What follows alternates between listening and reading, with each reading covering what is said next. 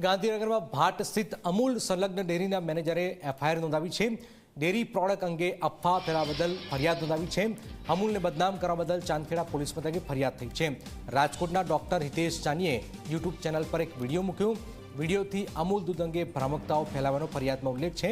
લોકોને ગેરમાર્ગે દોર્યા હોવાનો પણ ફરિયાદમાં ઉલ્લેખ કરાયો છે। 22 કેમિકલ નાખે પછી એને પાઉચમાં ભરે, પ્લાસ્ટિકમાં એ પાઉચમાં ભરાય પછી જાય બારે અને તમારા ઘર સુધી પહોંચે, પાછું ધોળકા થઈને આમ બગોદરા થઈ, લીંબડી, ચોટીલા થઈને પહોંચે, એ 7મે દિવસે આવે।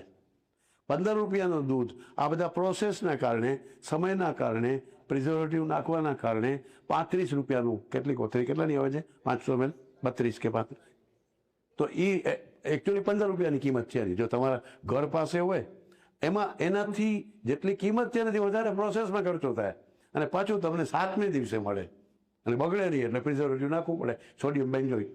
તો 22 કેમિકલ તમે નાખવાના, તમારે શું કામ નાખવાના?